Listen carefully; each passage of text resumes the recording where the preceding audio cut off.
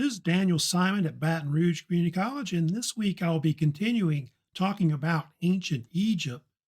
My primary focus this week will be on discussing the Middle Kingdom of ancient Egypt and also the New Kingdom as well. Both these kingdoms were the two major kingdoms that followed the Old Kingdom or Age of Pyramids. Middle Kingdom, of course, is not as well known compared to the New Kingdom, but under the Middle Kingdom, the ancient city of Thebes became very important overall. I'll also talk about how the Middle Kingdom, a lot of the major pyramids of ancient Egypt, some of the last ones were built like the Black Pyramid. Then I'll move on to talk about the New Kingdom, which is more of an empire building period of ancient Egypt. Well, I'll discuss some of the major dynasties, especially the 18th dynasty, which is probably the most well known. I'll talk a little bit about, some of these famous pharaohs you may have heard of, such as King Tut and Ramses the Great.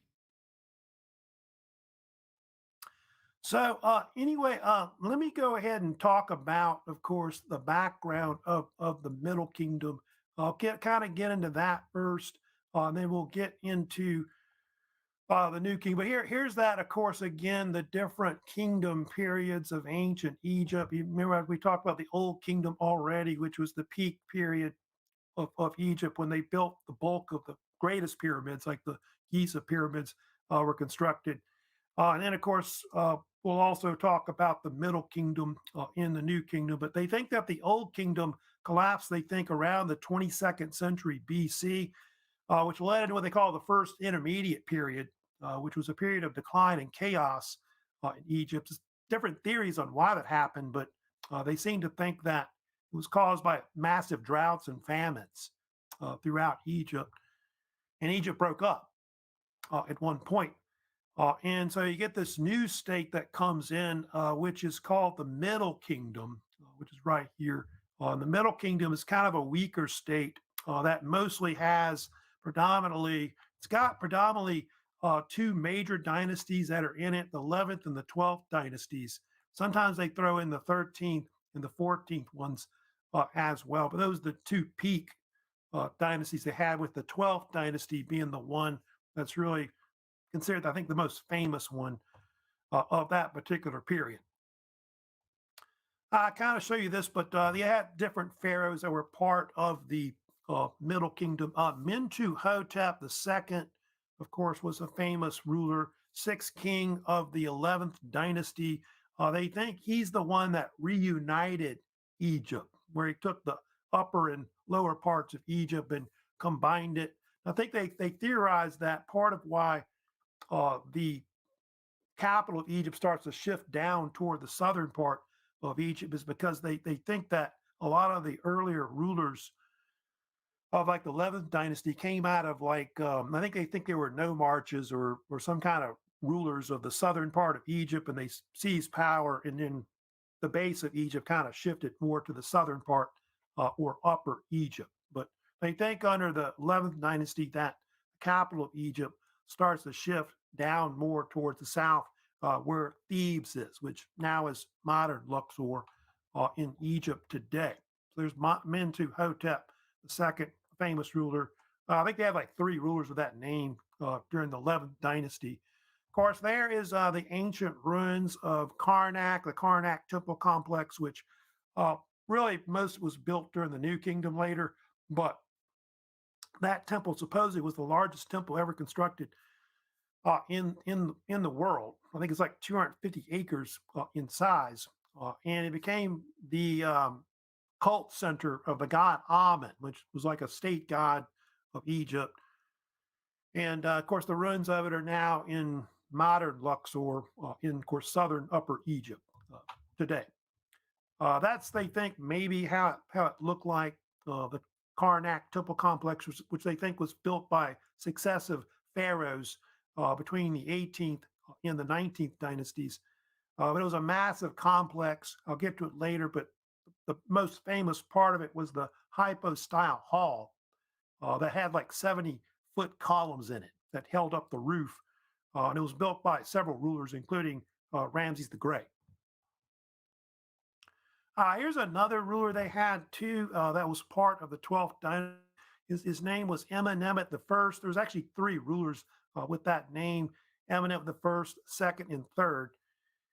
And they consider this period, like I said, the peak rule of the Middle Kingdom of Egypt, because during that time Egypt began to expand. So they, controlled Lower and Upper Egypt, and then from there, it's believed that the Egyptians began to push down into like northern Sudan, in an area that they called either Nubia or I think another name that the Egyptians called it was Cush, as well.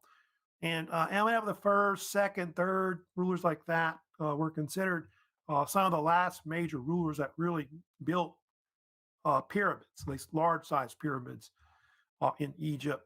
And they also built canals. That's some most people don't know about with the Middle Kingdom. But during that time period, the Egyptians began building canals to connect Egypt with different parts of that region. And there was a pharaoh you see there named Senusret the first, who in the 19th century built several canals. He built one you see there on the right, which is called the Canal of the Pharaohs, which connected the Nile Delta to the Great Bitter Lake, and then it ran into what is the Red Sea, where it says Lower Egypt to the right of that.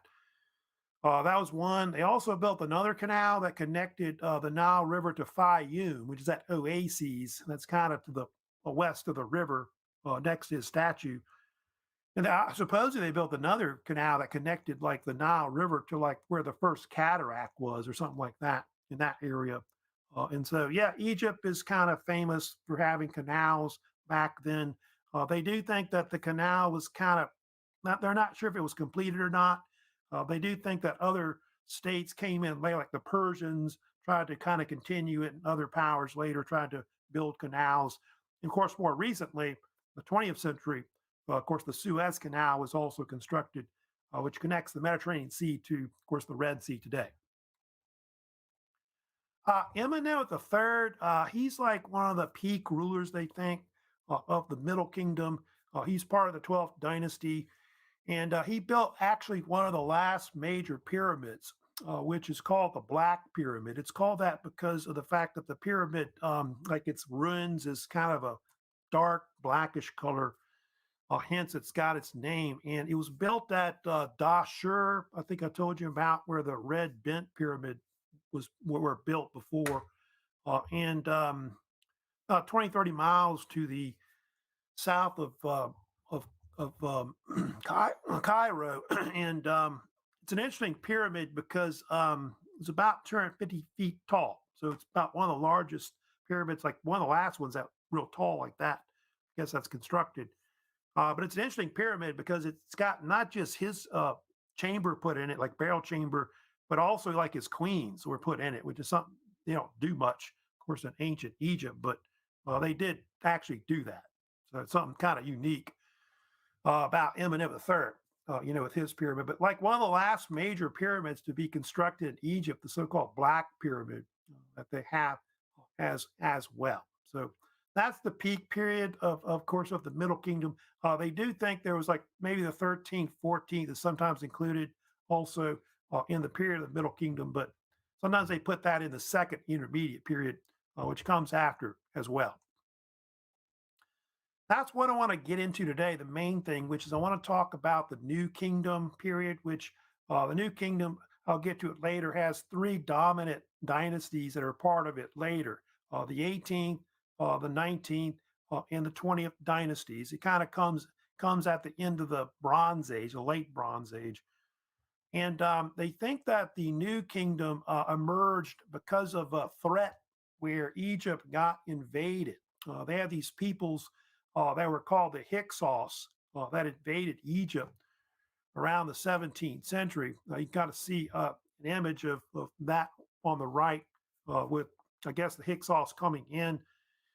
And they do think it kind of, in the 1600s, they theorized that these peoples came out of what is basically the Levant.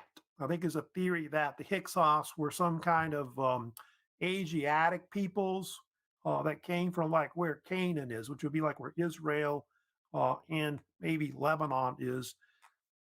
They might be similar to the Israelites. It's kind of debated how they're related. Some people think they may have been related to them, but they're not sure if that's true or not from different sources a long time ago. What we do know is that they have different sources that write about the uh, Hyksos.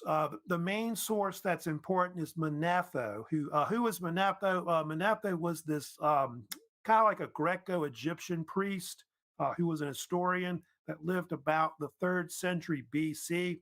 He lived under the Ptolemaic dynasty, maybe under King Ptolemy the First, who was one of the first rulers of that kingdom that reigned over Egypt, who were related back to the Macedonians, and after Alexander had conquered Egypt. And he was the main source. He wrote a book called History of Egypt, or if you want the Greek version, it's Egyptica. I think it's how they say it in the Greek.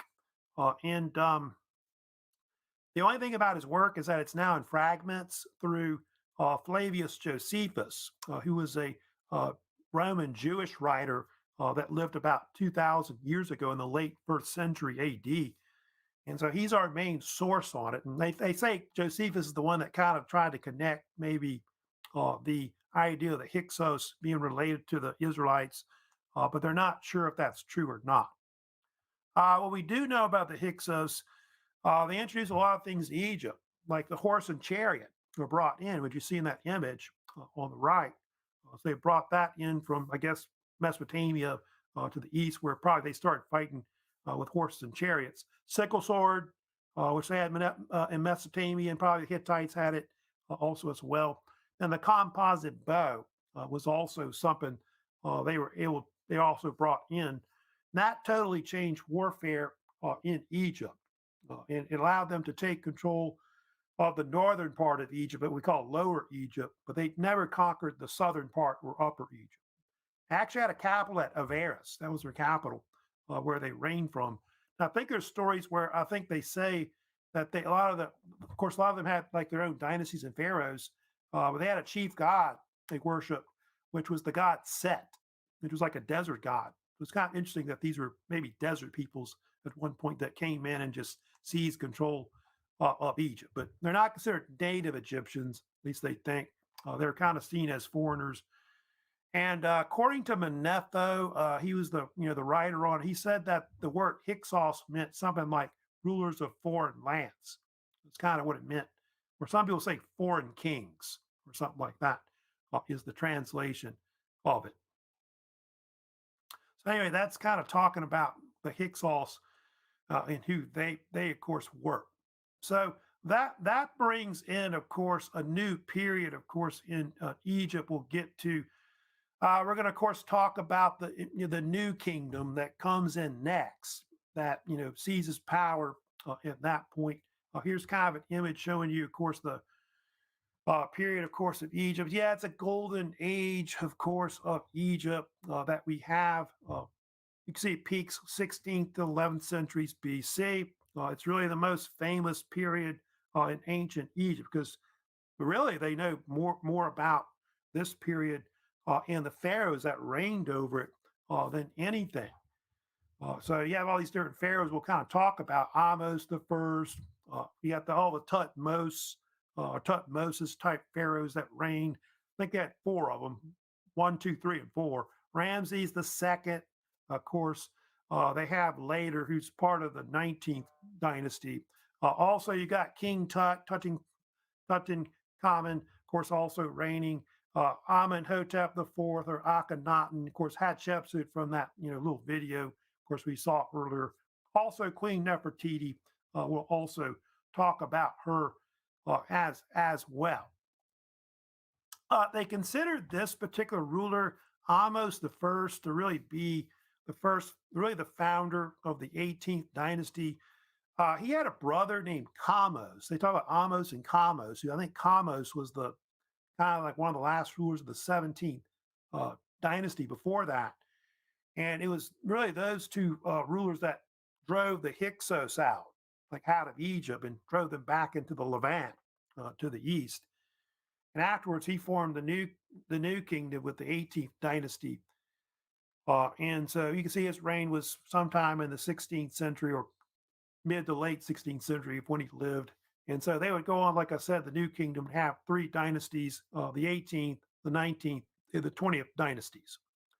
They do have nicknames for them. A lot of times, the 18th dynasty was sometimes called the Tutmosid dynasty or Tutmosids because you have all these rulers named Tutmos or Tutmosis, uh, 1 through 4, I told you.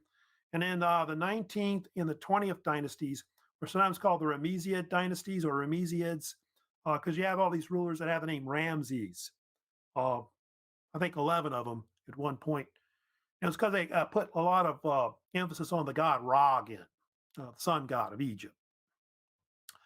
Period marked by expansion and empire in the Near East, which is true about that. And then also they were known for having a lot of extensive temple building, which a lot of that was done in Upper Egypt, like at Karnak, and mortuary temples that were constructed also in Western Thebes across from Luxor, where Thebes was.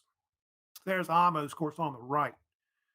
Here's a map showing you the New Kingdom empire. It's like an empire, really, and you can see how the empire stretches from like uh, Egypt, part of Libya, and Sudan, and then it goes into the Sinai. You can see, and up into like where Israel, Lebanon, and part of Syria is. So basically, a Near Eastern empire that's in part of Africa and part of Asia, and it's really the peak period of the empire. I think 15th century to the 13th century is usually considered the peak of the New Kingdom in its size. Of course, here's another pharaoh I'll kind of mention about real quickly, but Tutmos the first, he was the third pharaoh of the 18th dynasty. He's the one where they get the name Tutmosids, I guess, for the actual dynasty because of all the different pharaohs that came later. But he's very famous for being the first pharaoh that was actually buried in the Valley of the Kings. I guess KV1, I guess they would call it. And you can see that at one point there were 62 tombs that were actually cut into the bedrock of the Valley of the Kings. They built these rock cut tombs, which were designed to hide their mummies and their treasure that they were buried with there. And the only problem was the tomb robbers knew where all the tombs were, and so they went back and robbed them. And so out of the 62 tombs, 61 out of the 62 were all robbed, except for the last one they found, King Tut's tomb, of course, found in 1922, is the only one that was found mostly intact. I think they end up finding like most of the mummy, like a lot of the mummies. I think 22 of the mummies actually. That's how many it was. Uh, but most of their treasures were all robbed a long time ago. Now, one of the main pharaohs I'm going to get to today, of course, is talk about Queen Hatshepsut, considered one of the most famous female rulers of ancient Egypt. She wasn't supposed to be pharaoh. If you know about, they had talked about her in that little short video. She was actually the daughter of Tutmos the First, the one that I told you about that had started the Valley of the Kings. And what happened was Tutmos the First had a son named Tutmos the Second who reigned, but he died young, like reigned like a few years. They think a short reign. And so after Tutmos the Second died, Tutmos the Second had a son named Tutmos the Third, and he was supposed to be the ruler, but he was like an infant, I think, at the time, like very young. And so she basically took power as pharaoh in his place, which I think was his nephew. And longest reigning female pharaoh. I think she reigned something like 21 years as pharaoh. And they do think that her reign was kind of like a golden age of Egypt, like the peak of Egypt at the time. And you can see there's a bunch of things she's known for. She did expand trade throughout Egypt. If you go back to that map that I was showing you a second ago, which is right here, she did supposedly expand a trade down to like the eastern part of Africa, like the Horn of Africa, down there, I guess, below the Red Sea there, a place called Punt, I think it was called, which Punt was like an area like close to where Somalia is today in Ethiopia. And so they think that Egypt was starting to trade with those areas right there at the time. And then, of course, also they think that she, under her reign and her nephew later, they began to also expand Egypt, like into Nubia, like into Sudan, and then also pushing into the Levant, into like where Canaan and Syria. So all that starts to, of course, be something that uh, under her reign that occurs and under her nephew as well. And that all happens around the 15th century when all these conquests were starting to happen and expansion of the new kingdom. She's also known for her building projects. Most famous thing, of course, she constructed, if you know about this, is her mortuary temple, which was built at Deir al-Bahri, as they call it, which is in western Thebes, across from where modern Luxor is today. Usually called the Temple of Hatshepsut. It was a type of temple that was constructed, very futuristic type uh, statues and columns that were part of it, with multi-level, type temple. Considered one of the greatest temples ever built in ancient Egypt. And it was constructed primarily to honor her reign, but also the god Osiris as well, the god of the dead, or the king of the dead. And supposedly there was this architect that constructed it named Senamut, who was very close to her and her family. There's even speculation that they may have been lovers because her husband had died. So he's the one that kind of constructed it. And since I think modern times, if you know about it, they reconstructed it like back in the 20th century. And so that's kind of what they think it looked like a long time ago. It's got the causeways that kind of run up to the different levels of it. You can see. Here's another image, of course, of the Temple of Shepsut right there. She also built like part of the Karnak temple complex, which I'll talk about. And she built like a huge obelisk was constructed there, which I think it was like 90 feet tall. And it was like 340 something tons in weight, the size of it. So she was known for her building projects, of course. But the only thing about Hatshepsut, they think, I'll get to it later. Her nephew, if you know about that, Tutmos III, would take over when she would die. They're not sure how she died. That's been kind of a mystery. They haven't been able to figure out. They do think that her mummy was found in 1903 by Howard Carter in the Valley of the Kings.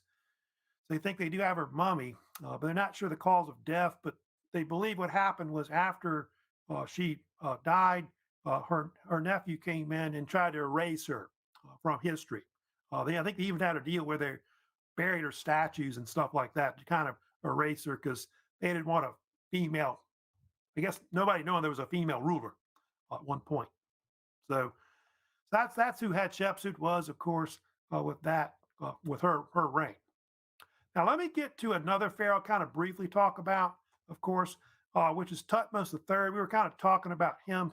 Sometimes he's kind of overlooked as a pharaoh because of, I guess, Queen Hatshepsut, her reign, and all that. But he was the sixth pharaoh of the 18th dynasty, son of Tutmos II, of course, and they think a nephew of Hatshepsut, which I think they also say like a stepmother, of course, also to Tutmos III as well. He actually reigned a long time, like 1479 to 1425 was how long he was pharaoh. But part of those years were where his aunt, Hatshepsut, kind of ruled over the empire, and he is considered one of Egypt's greatest conquerors. Like supposedly later, I think the British kind of gave him a nickname, which is the Napoleon of Egypt, because of all his great conquests, where he expanded Egypt. I think he completed the conquest of Nubia to the south in Sudan.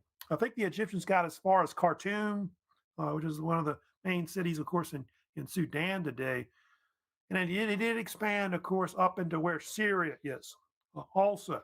So Thutmose III, was one of these kind of rulers that is kind of overshadowed as a monarch, but might have been one of the greatest male figures like pharaohs that really reigned over Egypt during that period. I think him and Ramses the Great were probably known for a lot of their military exploits and things like that. And whether he was short like Napoleon, I think they have his mummy they found. He might have been short too. I think Napoleon wasn't really short. He was average height, for that time period. Yeah, yeah. So he's the one that probably finished the conquest, like expanding, of course, the empire. Let me spend some time on this other pharaoh that was part of the 18th dynasty that was well known. You have Akhenaten, who was originally known as Amenhotep IV, who was a ruler that reigned in about the mid 14th century. This particular pharaoh was controversial because of religious changes that he made to Egypt at the time. There he goes right there, of course, on the left. 1352 to 1336 BC when he reigned. So it was not a very long reign. He was in power.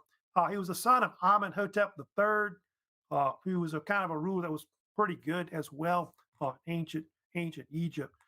But what he was known for, Akhenaten, was that he was very famous for creating this cult that was based around a god called Aten. Aten was this type of god which they think went back to the Old Kingdom, and they believe Aten was like often called the sun disk god, and he wanted to take that god and supplant the supremacy of the god Amen.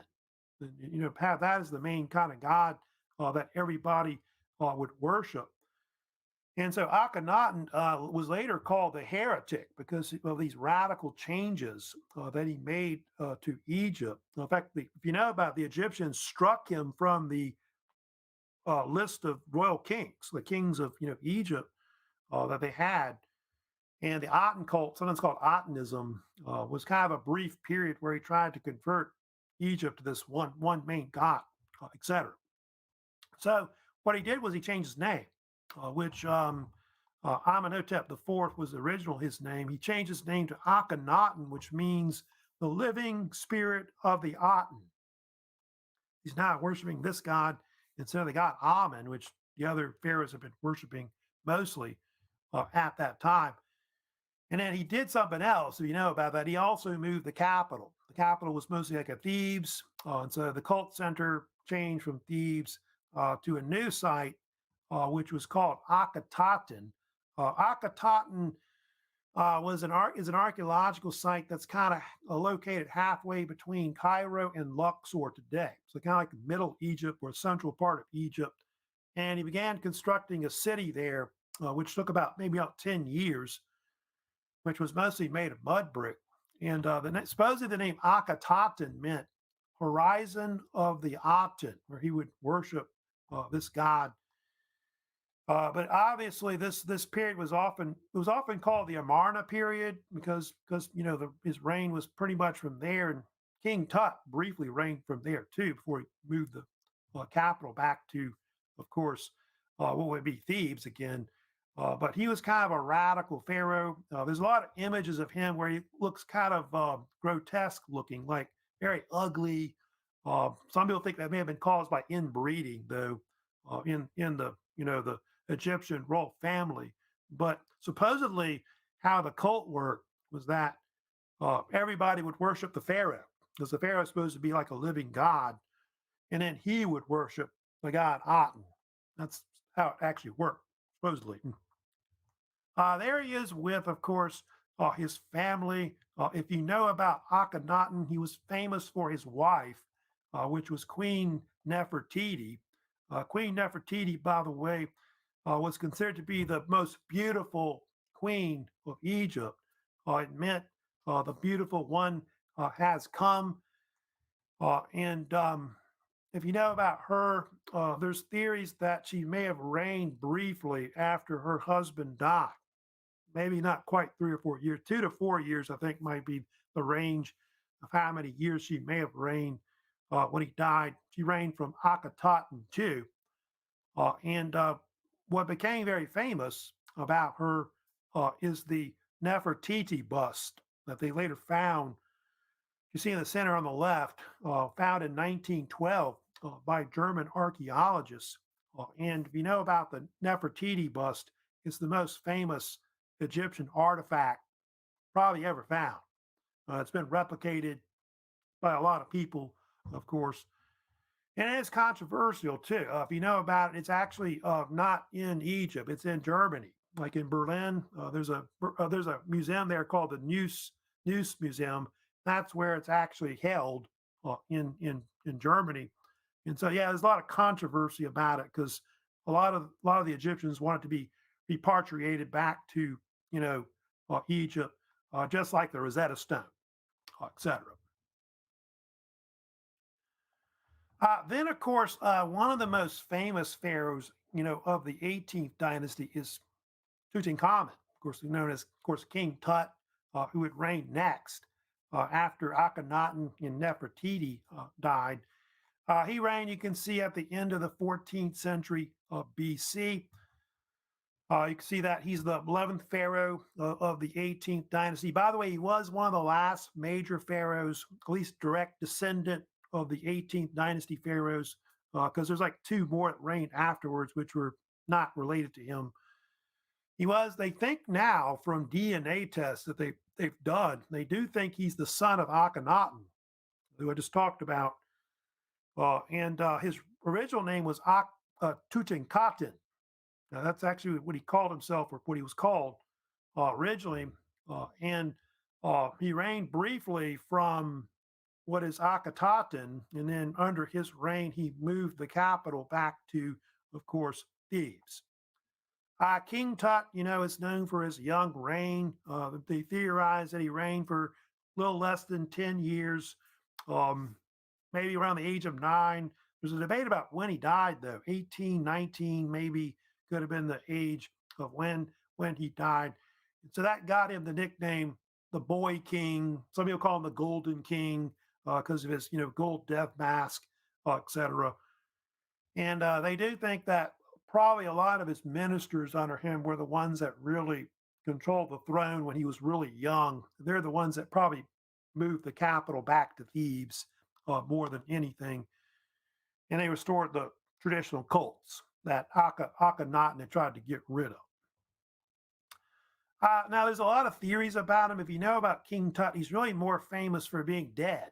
He really is. Like his tomb that they find in 1922 by Howard Carter was really the most famous thing that ever was discovered in Egypt. Considered one of the greatest discoveries probably in the 20th century, archaeological wise. There's been a debate about how he died. There's two theories. One, that he died of natural causes, which they think that might be more true than anything, which apparently he may have suffered from a lot of ailments because of all the inbreeding that was within the actual, royal family. They say he suffered from malaria, a club foot, epilepsy, and they think he also may have had some kind of accident where he fractured his foot, which they think that might have been the real cause of death, which may have caused gangrene that set in and he died afterwards. There's another theory he was murdered because they think right afterwards there was a pharaoh that comes in named that sees. In fact, the two pharaohs that take over afterwards are and Horemheb, and there's a theory that some historians, Egyptologists, have theorized that may have had it murdered, take power, but they're not sure if that's really true or not. I think those were generals and ministers that were under King Tut.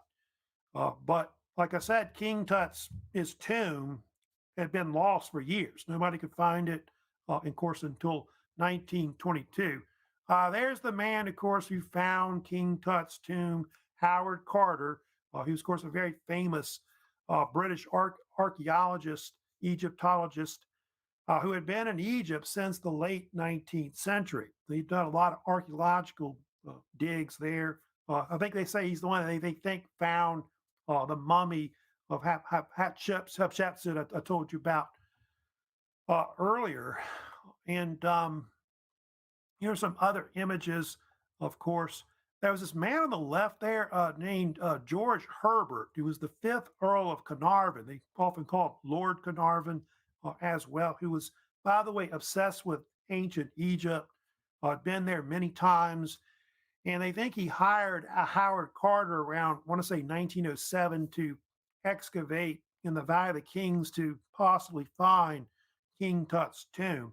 And so he was the main financial backer that allowed Carter to do this. And there, of course, is an image of King Tut's mummy right there, which they found, of course, the tomb in November 1922. They actually found a staircase that went down to where the tomb is, which the tomb, by the way, is I think called KV 62. His last tomb, of course, found in the Valley of the Kings, and of course, the mummy of King Tut kind of been colorized. This black and white picture they colorized, which is right there. But it was a very small tomb, not very big. Only had like four chambers actually in it. Had this antechamber that went into an annex, and then had a burial chamber where King Tut's mommy was kept, along with a huge treasury, which is really the most famous thing that was found. Of course, was all of his treasures, and they do think that King Tut's tomb had been broken into at one point, but had been resealed. And they theorize that part of why King Tut's tomb was not robbed was because apparently there was debris from some other tombs that were kind of above it, where it was falling down, and it covered where the main passageway or staircase that led to its entrance. So nobody knew about it, and so it pretty much lay uncovered for several thousand years. There, of course, is an image of King Tut's mummy, which is, of course, still kept in the tomb today. But the most famous thing they found, with King Tut's tomb was this famous death mask, the mask of King Tut. You see there on the left, which is mostly made of, it's like gold there, painted gold. And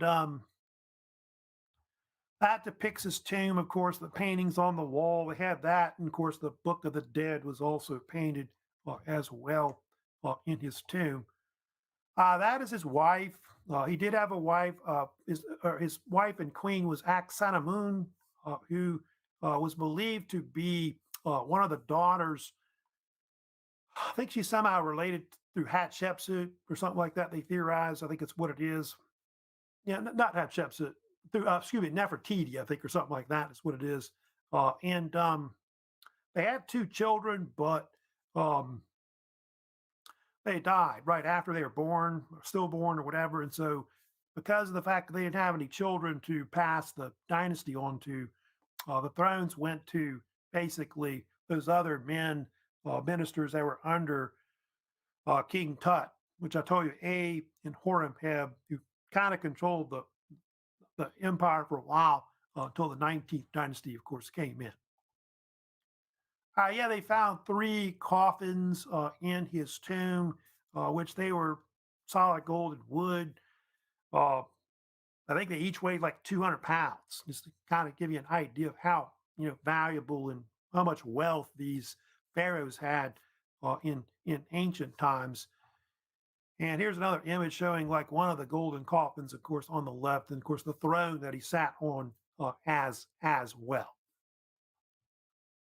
Now, there's another story too, which I will talk about, which is kind of famous about King Tut. Supposedly, after they went into the tomb, but they didn't really get into the tomb until 1923. What happened was several men that went into the tomb started dying afterwards. The most famous was Lord Carnarvon. He went into the tomb several times, and then next thing you know, he died of a infected mosquito bite. And so a lot of people, like in the newspapers, the media, started saying that there was a curse on the tomb. And so that led to the famous curse of the mummy, or the curse of the pharaohs, as they sometimes called it afterwards. And some people thought that the pharaohs had either put a curse on the actual tomb of King Tut, or booby trapped it, or something like that. But they think that's all bunk. The all those kind of theories that there may have been something in the tomb that caused people to become ill, bacteria or whatever, that may have been there for thousands of years, and then when oxygen came into the tomb, it probably reactivated whatever it was. That's possible. It could have caused them to get sick and die. We're not sure about that. But it did spawn a lot of mummies, like the mummy movies and things like that are kind of very famous today, just kind of where that came from originally. So that's the story of King Tut's tomb, the most famous thing ever, of course, found in Egypt. That and the Rosetta Stone as well. Let me also talk about the later dynasties of the New King. You have the 19th and the 20th dynasties that come in as well. You see Ramses the Great, Ramses the Second. He's considered to be one of the greatest pharaohs, of course, of the New Kingdom. You see here, he was mostly reigned in the 13th century BC. The son of King Seti the First. Seti the First was a pretty famous pharaoh of Egypt. And they also had a grandfather named Ramses the First, who had founded, they think, the 19th dynasty sometime at the beginning of the 13th century. And they think he's considered to be one of the greatest pharaohs, even probably of all of Egypt. He really stands out as, you know, famous for a lot of different achievements as pharaoh. But you can see he was also one of the longest reigning. They believe that Ramses reigned something like 66 years, I think, or something like that. That's how long he was in power. And anyway, they think that his reign um, is often somehow connected with the Exodus story. I think there's some theories that maybe Ramses the Great could have been the pharaoh that Moses, fought to free the Israelites in Egypt, but they're not sure if that's really true or not. He's been a lot of different pharaohs of Egypt have been connected to the Exodus story, but he's around so long, Ramses the Great, that um, a lot of people in Egypt called him the great ancestor because of the fact that a lot of his relatives were pharaohs. I think a lot of the pharaohs later of the 20th dynasty are even somehow related to him or adopt his name. And then the Greeks also had a name for him, which of course was Ozymandias, is what they also called him as well. So he was known by different nicknames from a long time ago. But well, he's really the pharaoh in the Exodus story of the Bible, Old Testament. They're not sure about that. In fact, the Bible doesn't even mention who the pharaoh's name is. So there's kind of a debate about whether it's him or some other pharaoh. Moses lived the 13th century, quite possible, but they don't really know for sure. Now, he is known for a lot of his building projects. That's probably the most impressive thing that's kind of left behind from ancient times. One of his most famous is the Temple of Ramses at Abu Simbel, which is in southern Egypt, which was constructed where now Lake Nasser is.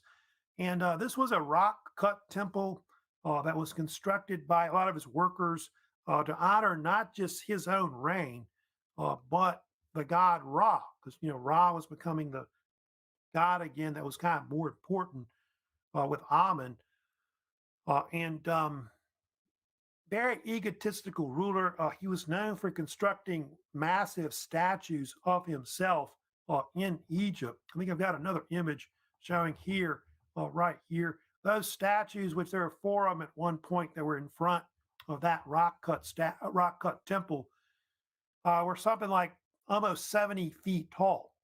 And there's even statues. There's actually a kind of a hypostyle hall he cut out on the inside of it, which has huge statues of himself as well that are there. There's no statue on the left of him, but you'll find a lot of statues of Ramses the Great all over still modern Egypt. And there's the hypostyle hall that he constructed in it. And then you can see at the end of the hall, there's actually this image, kind of a relief image that he built there, which represents him with the god Ra next to him. So kind of trying to have it illuminated, of course, and the importance of Ra. There's another image of it. If you know about that temple, they had to move it in the 1960s because of Aswan High Dam was being constructed. So that formed Lake Nasser. And so they actually had to move it up. So I think the actual temple was located down there where the water is now. So they cut it out and they moved it to that location that you're looking at right there. But it does include, I think, several other temples that are right there that he also built in the same location, which is in southern Egypt, above Sudan today. He did also construct part of the Karnak Temple complex. That's a huge statue, by the way, of Ramses the Great on the left, which is in the British Museum in London. But you can see other statues on the right, which are right there. Yeah, they had that hypo-style hall, which was the largest part of the Karnak Temple complex that was constructed. In that section was built by mostly two pharaohs, his father Seti the First and Ramses the Great. And the statues I told you went up to like 70 feet tall. That's how big they were. And those actual columns helped to hold up the whole roof of that whole hall, which has these architraves that are kind of on top of it, that have the roof on top of it. And so that was considered really a great feat. That was done, of course, under his reign. So there's the hypostyle hall, and they filmed a lot of movies there too. I think the Mummy movies, and I think there's even a James Bond movie. I think they filmed there. That's kind of famous at that location. There's another image of the hypostyle hall that you're looking at from another angle right there. So yeah, you can see how tall those columns were. They were huge. So columns obviously went back to, that time period of Egypt. Columns weren't. I think most people think that the Greeks, Romans invented columns, but they're around going back that far to Egyptian times. I also kind of mentioned her briefly, but Queen Nefertari, that was the main wife of Ramses the Great, I guess his best love. And so she's considered also a very famous queen of Egypt. And that's her image on the right, Nefertari, which I think that's a kind of a painting they did of her inside the Abu Simbel temple I was telling you about, Ramses the Great temple. They had 6 children total together. They think Ramses at one point had like, I forget how many children it was, but he may have had something like 100 children with different women. I think he had 50 sons or more at one point. He had a lot of children. And that's part of why he's called the great ancestor too, because of all the children that were born, I guess, that are related to him later in Egypt. Also, there's another temple he constructed, which is called the Ramesseum Temple, which was a name that was coined by Jean-Francois Champollion later when he went to Egypt in the 19th century. And that temple was a mortuary temple that he constructed in western Thebes, like west of where Luxor is today. And it was constructed to, bring his mummy there to be mummified. And then also was constructed to honor the god Osiris, the Egyptian god of the dead. And supposedly at that site, there was a huge statue of Ramses the Great that was built, which I think they called it sometimes the colossal statue of Ramses. And it's actually been rebuilt. I think about that, they're going to put it inside that grand Egyptian museum they're constructing right now. And I think the actual statue was something like 30 feet tall, was how tall it was, or it may have been taller than that at one point. And I forget the weight on it, but it weighed like 80 something tons, this huge statue. So he was known for building these huge statues of himself throughout Egypt. Now, they do have one last pharaoh they do come in that they have in the 12th century BC, Ramses the Third. They consider him to be one of the last great pharaohs. He's one of the first rulers that reigns over the 20th dynasty that comes in the last dynasty of the New Kingdom that they have. And what happened under his reign was that Egypt got invaded in the 12th century BC. If you remember correctly, I talked before about the Sea Peoples. They came in, they invaded the Mediterranean Sea. They attacked Turkey, they sacked the Hittites and destroyed their empire. And they pushed into like Levant, like where Israel is. And they also attacked into Egypt. as well. But they think he was kind of a hero as a pharaoh, drove them out of Egypt. But they think it took a toll on Egypt afterwards. They had other pharaohs that would come in afterwards that would reign, but Egypt began to decline between basically the 12th down to the 11th centuries. And actually, what end up having the other pharaohs that all came after Ramses III, they're all named Ramses. Like Ramses the third to Ramses the 11th are the pharaohs that pretty much reigned throughout the 20th dynasty. But like I said, Egypt really never recovered after that. You can see kind of the time periods of Egypt that kind of follow afterwards. There is kind of this third intermediate period, a period of chaos in Egypt, where Egypt breaks up and they're invaded by different peoples. The late period is another period in Egypt where they're occupied by other powers, 7th century to the 4th century BC. Ptolemaic Egypt, you can see the Roman period in Byzantine Egypt as well, which follow also. But yeah, here's the different people that occupied Egypt at one point. People don't talk about the Nubians, but the Nubians in Kush or Sudan, which was south of Egypt, actually came in. They took over Egypt in 728 BC, and they became pharaohs of Egypt that ruled over it. The Assyrians took over Egypt in 671 BC. The Assyrians would kind of control it for a short time, but they lost it. And then the Persians came in, seized power 525 BC. They would hold it for about 2 centuries. And then what happened, 332 BC, Alexander the Great conquered Egypt and began building, the city of Alexandria, which we'll talk about later. And then the Roman period, the Romans would come in later. They would take over after the Ptolemaic kingdom would reign to 30 BC. The Romans really ruled the longest, probably during that period afterwards, where they're around till like the 7th century at one point in influence over Egypt. Arabs, like with the invasion, like the spread of Islam throughout the Middle East, would of course take over Egypt around 640. And later, you have the Turks come in.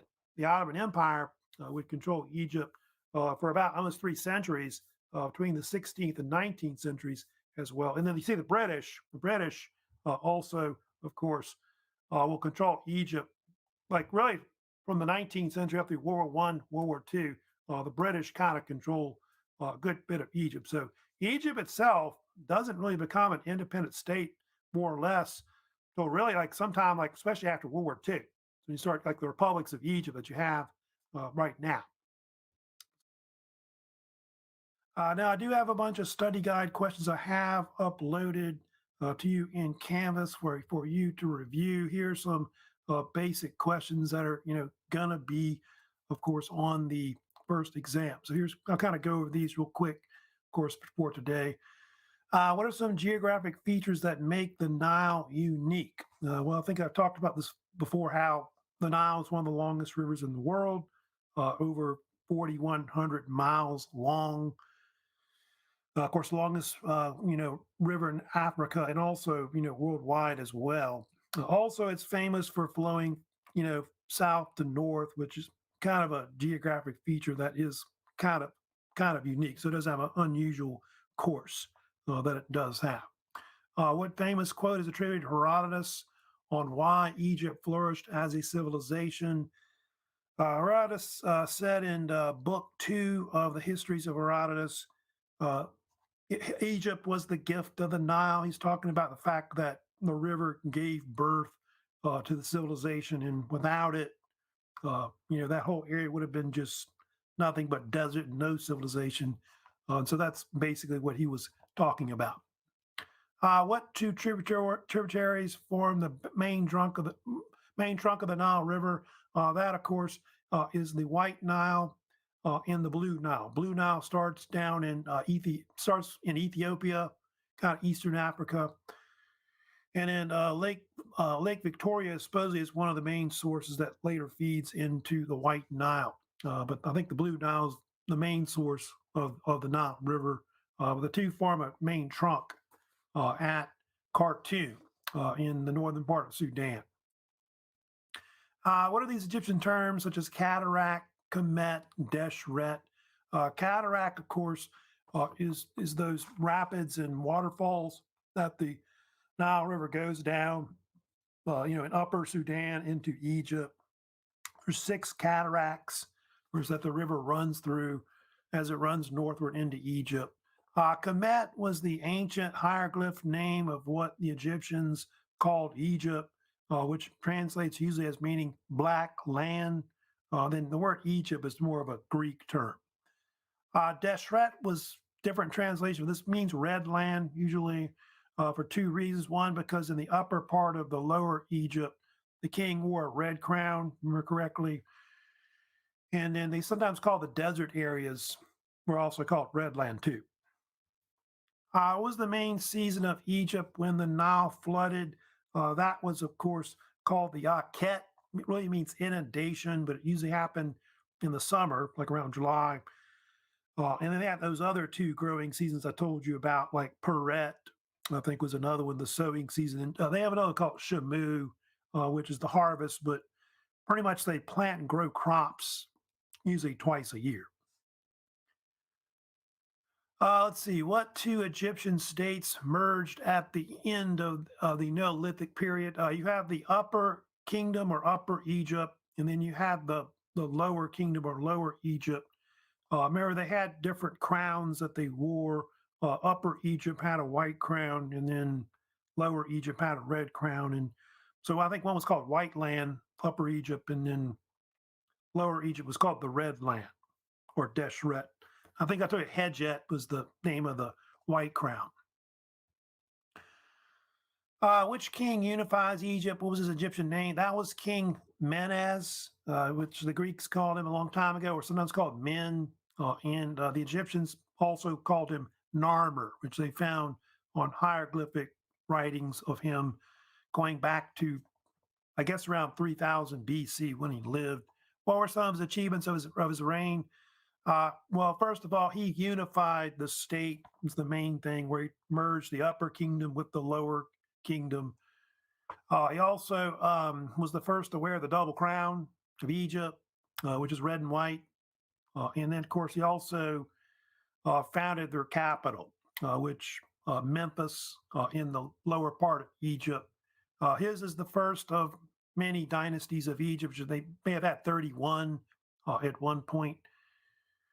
So his is the first of many pharaohs later. But you study about that period. They usually call that the pre-dynastic period, which is the first two dynasties, first and second dynasties, before the Old Kingdom comes in.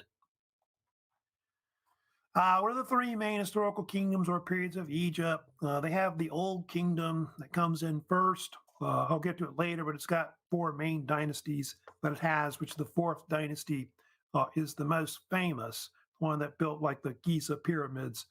They have the Middle Kingdom. It's not as famous as the other two out of the three. And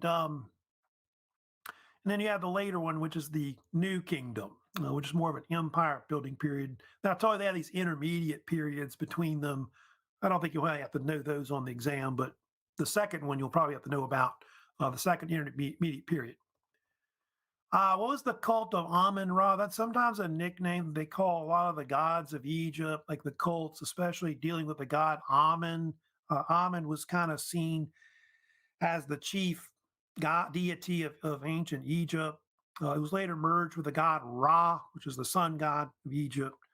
And it's had a cult center at what is Thebes, where the Karnak temple complex is. Anubis was another ancient god also that was very famous. Anubis was more associated with embalming and mummification. He was kind of like a god of the dead as well, like Osiris. They had also, Anubis was famous for having its jackal head, like jackal-headed god. Horus was the falcon god. He was associated with war, the sky, kingship. He was part falcon, part man. Horus was deemed as a son of Osiris and Isis in some mythologies. Isis was predominantly a fertility goddess, kind of similar to Hathor. Really considered one of the greatest goddesses, probably of ancient Egypt. Isis, of course, was the mother of Horus, also the wife of Osiris as well. I think Isis is usually associated with things like not just fertility, but sex, I think women, and also I think brewing as well, like brewing like alcohol, stuff like that. Osiris was the king of the dead in the underworld. There's of course some mythologies that he may have been like a king of Egypt a long time ago, and of course with that Osiris myth, he was supposedly reborn after Seth tried to kill him and take the throne of Egypt. Cyrus is usually in the form of a mummified, like a pharaoh, with the red and white crown. Set, or sometimes Seth, is of course the brother of Osiris. He was associated with things like infertility, deserts, chaos, also called storms. He was the one in that Osiris myth that tried to steal the throne from his brother Osiris. It was like a cat god of some type. Sobek is the crocodile god, of course, often associated with Fayum. He of course was a very powerful type god associated with the pharaohs and military stuff, and also I think fertility, like male fertility, especially. And then Thoth, sometimes pronounced Toth, was of course the so-called bird god. Uh, was a type of god associated with like wisdom, knowledge, hieroglyphic writing. The god that gave the Egyptians papyrus, like to make paper out of and stuff like that. What was mummification? Mummification is kind of like a nickname they later called Egyptian funerary practices, where they would bury their dead for the afterlife. The word mummification or mummy is derived from what they call mumia, which was like a type of tar pitch substance that basically is like asphalt that they think was used in the actual mummification process. They would put it on the outside of the body, like a resin that they would help mummify the body over the mummy wrappings. And so that word mummy kind of evolved. But I think I told you, mumia was also like a type of medicine that they use, like put it on wounds and things like that. And people would take it as medicine internally, like for internal medicine, such as stomach ailments or whatever. And sometimes they would call it mummy powder as well. What are the main processes of mummification? Well, I told you Herodotus is the oldest source. He said that they would remove the organs first, like the brain was removed through your sinus cavity, which they didn't keep that. Then they took all the organs out of your body, minus the heart that was kept in the body, because about the Egyptians, they believed that Anubis would weigh your heart in the afterlife, but the organs would be then put in what they call canopic jars to help preserve them. Then they would, of course, in the process, they would wash the body and stuff like that, of course, which Herodotus said. But then they would fill the body cavities with different ingredients, according to Herodotus. Then the main thing they did was they would cover the whole body in natron. Natron, was that mineral salt that they got from a salt lake west of, the Nile Basin. It was called Wadi Natron or something like that. And they would cover the body in that material to help preserve it and dehydrate it and get all the moisture out of it. Which that process I think was the longest one. And then they would wrap the body, of course, and then put like a resin coating of that mumia asphalt stuff on the mummy. There's other processes too, but those are the main ones, of course, that they mostly did with the whole process of mummification, which took like 70 days, like a long time. What is the nickname of the four gods that protected the canopic jars? They were called the four sons of Horus. I don't know if you really had to know those on the exam as much, but Domatef was the one that protected the stomach. Kabesanef protected the intestines. Hapi, which was also the god of the Nile flood or inundation, protected your lungs. And then Seti protected your liver.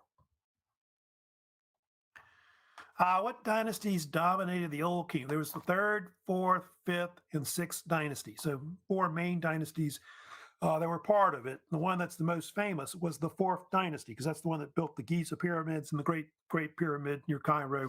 Why is the Old Kingdom nicknamed the Age of Pyramids? Because that's when the peak of the pyramid building happened in Egypt.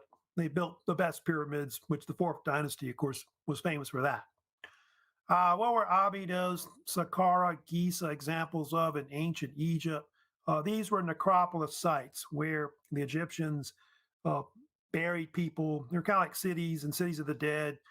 Abydos was the oldest one. They went back like 5,000 years ago. That's where like King Narmer or Menes like had his first tombs there. Saqqara was near Memphis, the capital.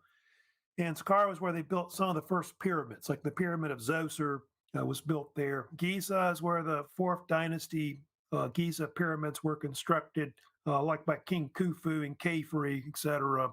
And then I told you some other areas that were famous too, where they had pyramids built. Like I told you about Midam is one where they had pyramids like the Midam Pyramid. Dashur or Dashur had like the bent red pyramids constructed. And don't forget the Valley of the Kings is considered necropolis sites, but for the New Kingdom, which a lot of the pharaohs would construct rock cut tombs to hide their tombs. But most of the tombs are all rock, whether it's Old, Middle, or New Kingdoms, which is true. What were mastaba or mastaba, pronounced either way, I think. Mastaba were these mud brick tombs that were constructed by the Egyptians in the pre-dynastic period up through like the Old Kingdom. They do build them up to the New Kingdom, but not as well known. But mastaba, it means usually in Arabic stone bench. I think it's common. Some say mud bench because it was made out of mostly mud brick, look like stone. And then I told you the Egyptians had their own name for these early tombs. They were called Perzit on hieroglyphs, which meant house of eternity. Again, it's usually the main translation of it. Which dynasty and king developed the first step pyramid at Saqqara? That was King Zoser.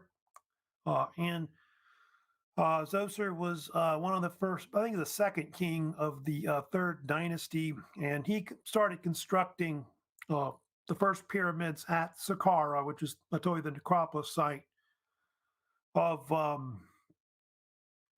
basically the mostly the third dynasty and some other dynasties that came later. And his pyramid was called, officially, it's called the Pyramid of Zoser, but it is called different names. It's a 205 feet tall, I think was the original height. I don't know if you're going to need to know the height of some of these pyramids like that one, but that was how big it was. But basically, it was a rectangular shaped pyramid that was six stepped. And it was designed by this architect who designed and built it, whose name was Imhotep. And Imhotep was supposedly not just a chancellor, he was some kind of polymath that was a genius who knew like math, science, and some people think he also knew like medicine. He was like a father of Egyptian medicine. And so he was very influential in really starting the whole process of the Egyptians building, pyramids. Because before that, they were building mastabas. Even I told you have large size mastabas like mastaba number 17, I think I may have mentioned before. But that's what the evolution of tomb design kind of goes to. Which king who was the father of King Khufu, built the first true pyramids, like the bent and red pyramids. Yeah, that was King Snefru. Snefru was, of course, one of the founders of the fourth dynasty as pharaoh. He built several pyramids. He had one called the Midam Pyramid, which never was finished. And then they had the two that he built that were the famous ones were the bent pyramid and the red pyramid, which were built at the site of Dashur, which is like 20, 30 miles south of Cairo. And what's unique about these pyramids? Well, the bent pyramid was considered to be one of the first pyramids that was smooth sided that they designed. And I don't know if the height isn't much with that one as important, but The reason why it was famous because it had a bent shape to it because when they constructed it, it had 2 degrees of slope to the angle of it, bottom being 54 degrees, and then the upper slope being about 43 degrees. And so that's what gave it its strange look, which most pyramids are more three-dimensional and similar slope on the top of it. But he abandoned it. It was never his tomb, and so he built the other one he built, which is the Red Pyramid at Dashur. By the way, the Bent Pyramid is sometimes called the South Pyramid, and then the Red Pyramid is called the North Pyramid, if you remember. And the Red Pyramid is often considered the first true pyramid that's actually built because it was, completed to like other pyramids later. I think I told you the height of it was like 344 feet, which I think it's still the third tallest pyramid in like Egypt compared to the Great Pyramid and the Pyramid of Khafre. So that's the one that became his tomb. It is sometimes called the Bat Pyramid because they find bats inside of it. And I told you they called it Red Pyramid later because after they stripped it off, they found out that the Egyptians had used local reddish limestone to build the outside of it. And so that's where it got its name. Who built the Great Pyramid at the Giza Plateau near Cairo? That, of course, was King Khufu, who was also called Cheops, which the Greeks called him that. What are some statistics about the Great Pyramid? It's the oldest and only seven wonder of the world that's still around, which the Greeks had talked about from a long time ago. Of course, the tallest pyramid ever constructed. The height, they think, originally was 482 feet. You at least know that. And I don't know about the width as much on each side, but I told you that the width on each side is about 756 feet, which I think the whole base of the whole thing, if you want to know, is like close to 13 acres. That's how much land it takes up, the actual Great Pyramid. They think by Napoleon's time, they had figured out that 2.3 million stone blocks were actually used to construct the actual pyramids. And I'll tell you that they think they were constructed by using some kind of skilled type labor, probably farmers, and this idea that slaves constructed, which Herodotus had claimed, has kind of been basically, they don't think that's true anymore. They do think that they use some kind of slopes, like mud brick, probably slopes to construct and move the blocks into place. But whether they use like pulley systems and lever systems, which I think sometimes Herodotus would talk about in the histories of Herodotus, they don't know if that's true or not. They obviously probably had to have slopes that went up halfway and then probably dragged them up to the top of it, to the high points anyway. But they're not sure what happened to the uh, actual, slopes that they put in there to actually do that. So anyway, so yeah, ramping systems, as they call it, also, who knows what happened to that? What else? What two other major pyramids are at Giza as well? I think I told you that the other ones were the pyramid of Khafre. Khafre, also called Khephren, was the son of King Khufu or Cheops, and he constructed the second largest pyramid in Egypt, which went to a height of about 471 feet. And his was more simpler. Remember, I think I told you Khufu had a more complicated passageways and chambers in it, like something like 3 different chambers that were in it. His only had one. Of course, they find later. But if you know about Khafre's pyramid, the thing that makes it unique compared to Khufu's is that it still has the upper casing, which you can see right there in that picture on the left, right above the Sphinx. It's still got that upper part of the casing. So some people confuse that with the Great Pyramid, but that's the Pyramid of Khafre. So his is like the second largest. And then they have one more, which is Menkaure or Mykerinos, who, of course, had the smaller of the 3 Giza pyramids. I think his was built, I told you, to a height originally of 215 feet. And I mentioned how they think it was a smaller pyramid because one of 2 theories they had, which was one that the fact that the other two pyramids had kind of bankrupted the state, and so Minkari couldn't build such a large pyramid. And I think I may have sometimes talk about Herodotus kind of saying that maybe it was smaller because he was a benevolent ruler, didn't want to build such massive tombs, etc. What was the Great Sphinx? That was a royal statue that was constructed, they think, by King Khafre, which honored Khufu, uh, like I guess from his reign, and it was actually part of Khafre's burial complex. It's kind of like sits in front of a causeway that runs to his pyramid, not the Khufu's Great Pyramid, and so that's why some people think he built it, and so they think the face on it is basically, Khafre's, etc. And I talked about how there's a lot of mysteries behind the Great Sphinx, like the nose being shot off and all that, but it has been, like I said, buried a few times before, which a lot of that is just from like natural accumulation of sand over time and people not caring to, I guess, uncover it or whatever. I don't know if I'd worry about the dimensions of it. I probably won't ask you that on the exam. What were the Queen's pyramids? These were pyramids that were constructed near the Great Pyramid of Khufu. Those were pyramids that were built to, I guess, rest the mummies of, I think, two of his wives of Khufu, and then one of his mother. Queen Hatteferes, I think, was the one that had the best one that's still around. What were the pyramid texts developed in the Old Kingdom? The pyramid texts were these Egyptian funerary texts that were put on the walls inside the pyramids, and they later put them in like the tombs of like in the Valley of the Kings, like King Tut, etc. And I told you one of the first kings that would do that would be the Pharaoh Yunus did it in the fifth dynasty with his pyramid, and so all the other ones start doing it, afterwards. A lot of the pharaohs.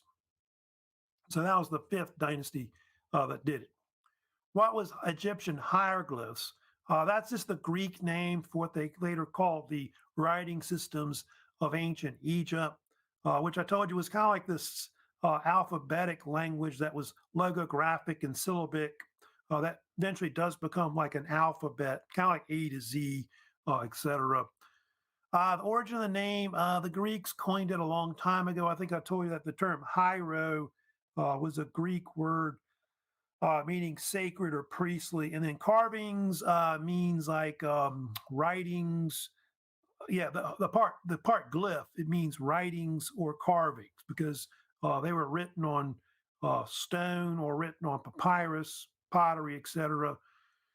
And they're called often sacred or priestly because later on, most of the people that could understand the actual language were the priests in the different uh, temples they had in Egypt, especially up to like Greek Roman times. They had cursive forms of Egyptian hieroglyphs. The two I gave you, I think they were the most famous, was hieratic, which was, I think, the one that was used a lot, especially like in the more upper affluent classes. Then Demotic was more of a cursive form used by the common people. Why was the discovery of Rosetta Stone important? When was it discovered?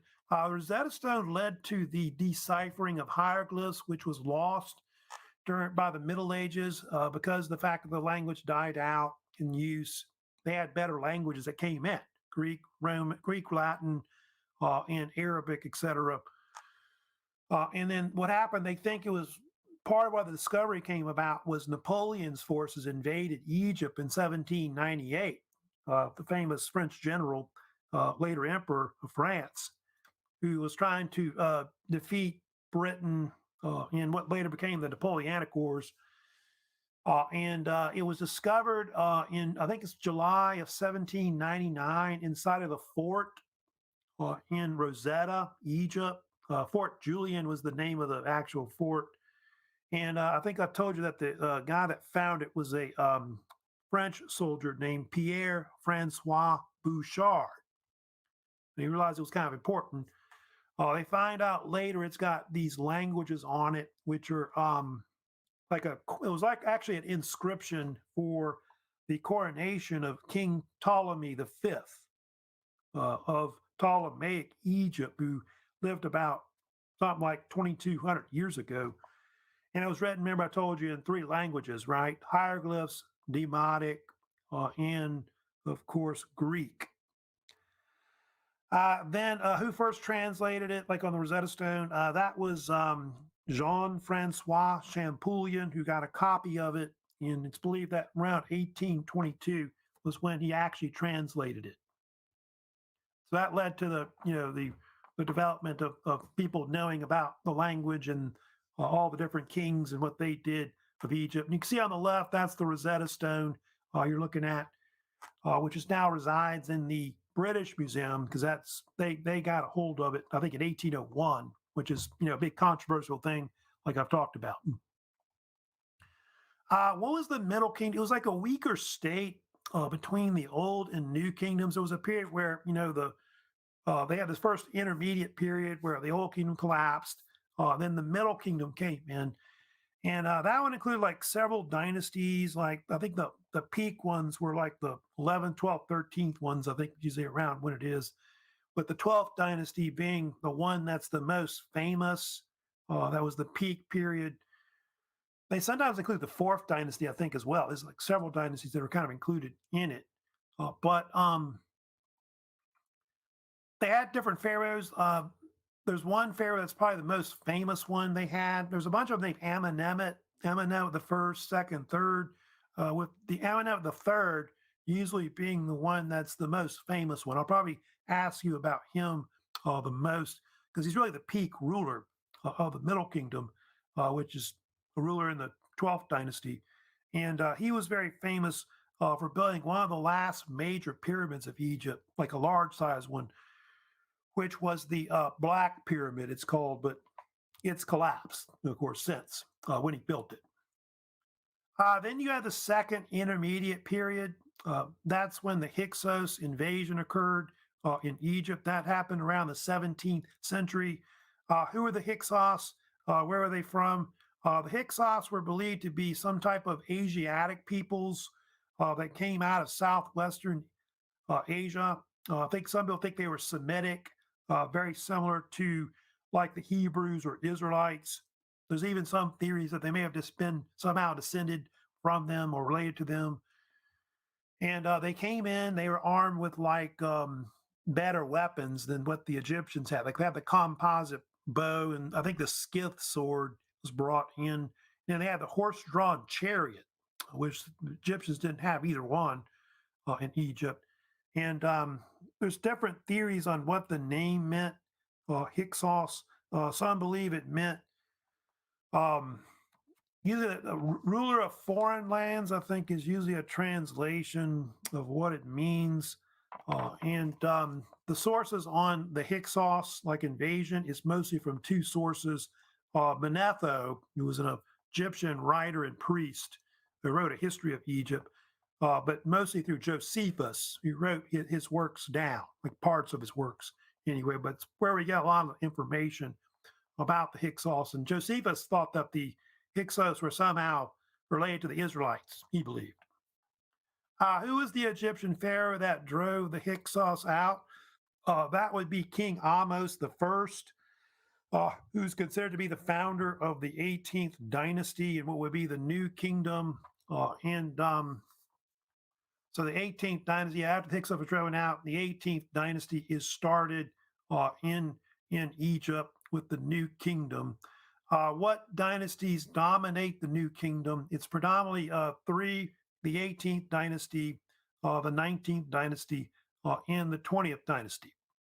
The 18th dynasty is sometimes called the Tutmosid dynasty because you have a lot of pharaohs named Tutmos or Tutmosis that rule over it. And then the 19th and 20th dynasty is those dynasties are sometimes called the Ramessid dynasties because there's a bunch of pharaohs that have the name Ramses, like 11 of them actually rule by that name, which Ramses II, known as the Great, is the most famous, of course, in the 19th dynasty. What was the Valley of the Kings? Where was it built in Egypt? The Valley of the Kings was a necropolis site where the New Kingdom pharaohs buried their mummies and their treasures in rock cut tombs. They were built into like the mountains of the Valley of the Kings. And it's located in Upper Egypt. They call it sometimes Western Thebes, but it's located west of the city of Luxor today, or what was ancient Thebes a long time ago. So it's in southern Egypt. It's where they, of course, they had 62 tombs at one point. They were constructed in it. Most of them were robbed, of course, in ancient times. Which the only one that's really they find later that's mostly intact is King Tut's tomb. What was the religious capital of the New Kingdom, especially for the cult of Amun? That, of course, was Thebes, where the center of that cult, I told you, was the Temple of Karnak, which most of that temple was constructed between the 18th and the 19th dynasties.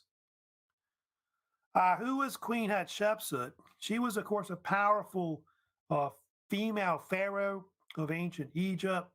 She, of course, was the pharaoh was actually the daughter of Tutmos the First, who, by the way, had been one of the first pharaohs that had buried his mummy in the Valley of the Kings. And so she later became the pharaoh after her husband died, who was Tutmos the Second. And She was famous for a lot of things.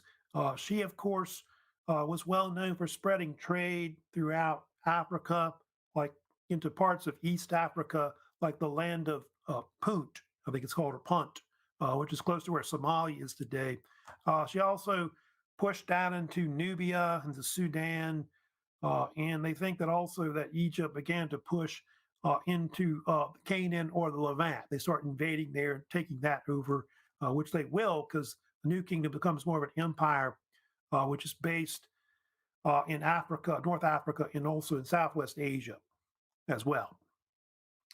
She's well known for her temple she constructed, the Temple of Hatshepsut, which that temple was supposedly designed by this famous steward under her, who was some kind of minister named Sennemut, and the temple was constructed to honor her reign and also the god Osiris as well. It's considered one of the greatest temples ever constructed, of course, in Egypt, especially in the New Kingdom. That's actually located in Western Thebes, but they call that area Der al-Bari, which means the northern monastery, I think is the translation of the Arabic name, because Coptic Christians at one point had used that area, some of those temples, for like churches or monasteries at one point. She did have a son. Of course, I think I mentioned, I don't know if you have to know about him, but Tutmos the Third, who would reign afterwards, and they think he may have been the pharaoh or other pharaohs that may have defaced her monuments and tried to erase her from history. But she's considered one of the greatest female pharaohs of Egypt, reigning something like 21 years at one point. Then we had Akhenaten, who originally was called Amenhotep IV. What religious change did Akhenaten make to Egypt? Remember correctly, he tried to create this monotheistic type Egyptian cult, which was based on a god called Aten. So that's the god that he forced upon the Egyptians.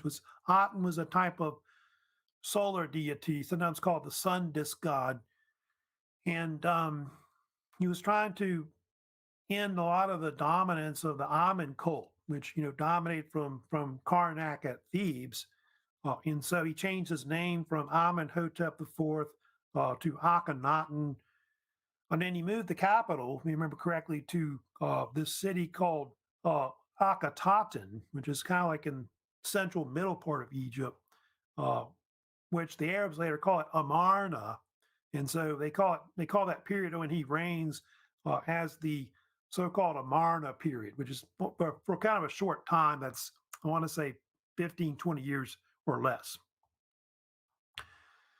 The cult later failed, but Akhenaten also, of course, was well known for his famous wife and queen, you see on the left, which, of course, is Nefertiti, probably considered one of the greatest um, queens of Egypt because of her beauty. There's been statues of her that have been found that kind of prove that. Supposedly her name means the beautiful one has come, or something like that.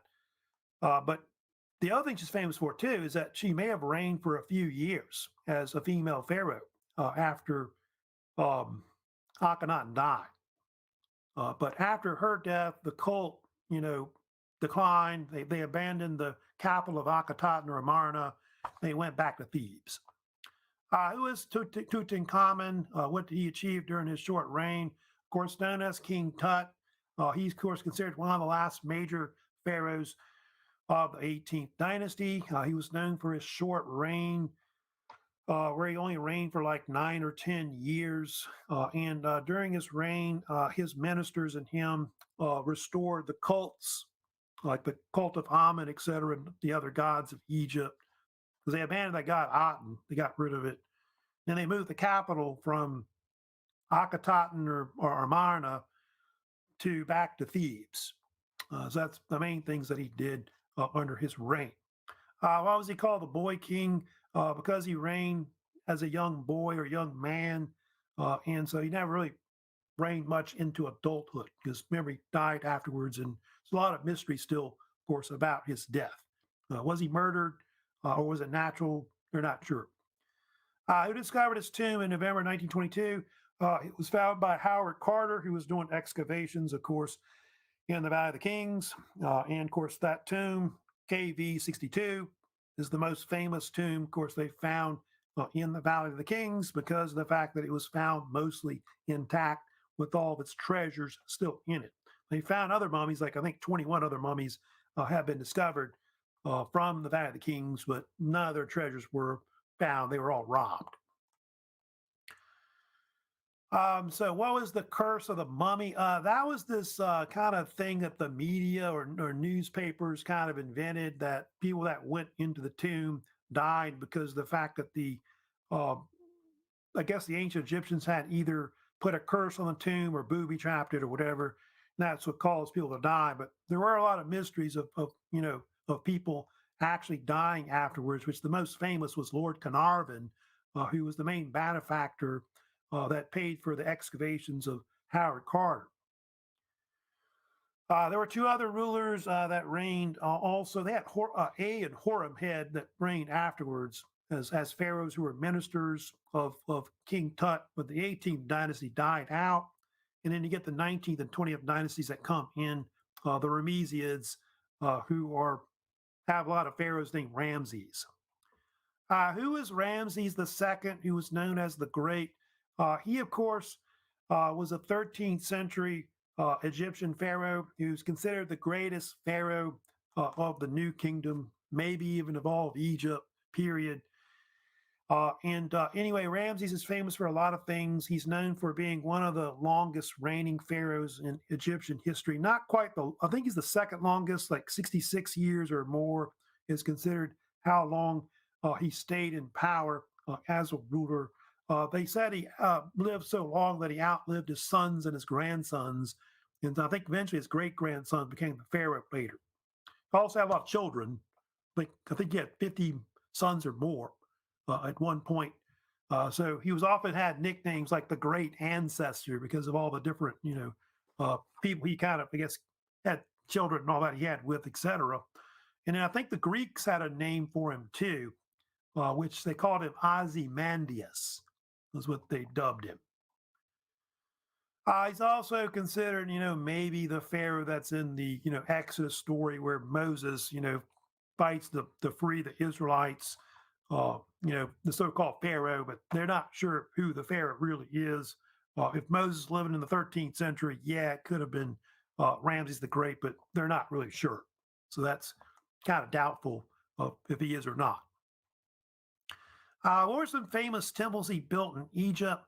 The ones that he built that were the most famous, he and his father, his father was Seti the First, probably one of the other great pharaohs of the 19th dynasty that's later. I think before him, which they have Ramses the First, the founder of the 19th dynasty, and then Seti the First, who came next, and then Ramses the Great. But Seti the First and Ramses the Great were famous for constructing the hypostyle hall, which is the main hall that was constructed as part of the Temple of Karnak. It's the greatest part of it. It's well known for its huge columns that are inside of that hall that holds off up the main roof of it, which the columns are like 70 feet tall. And he was famous for constructing part of the Karnak Temple. He also built that famous temple, or several temples actually, the temples of Ramses the Great, which the one that was the most famous was the one at Abu Simbel, which has the famous four statues that are in front of it, which are like, I think, close to 70 feet tall. And that was a rock cut temple that he built to honor his reign and also the god Ra. Because that's one thing about the Ramses type pharaohs. They were kind of getting back into honoring Ra over Amun. And that temple was famous for being moved. If you know about this, when they built the Aswan High Dam, which formed Lake Nasser, it was going to flood it, and so they had to move it. So, then the other temple he built was the Ramseum, which I think I told you that Jean-Francois Champollion had coined the name. And that was his mortuary temple he built in Western Thebes, which was built to honor the god Osiris as well. What caused the New Kingdom to decline?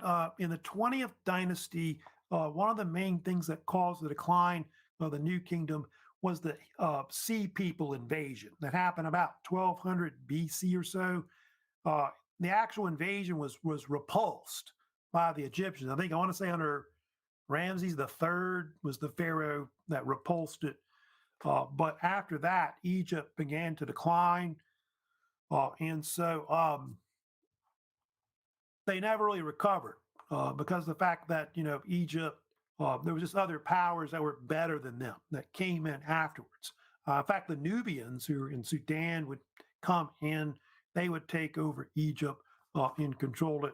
And then after that, the Assyrians came in and controlled it for a short time. Persians for about 200 years controlled it. Then the Greeks came in, like the Ptolemaic dynasty, sent it back to like Alexander the Great. Then the Romans took it over in the Byzantine period. They controlled Egypt. After that, the Arabs came in with the spread of Islam and took over Egypt.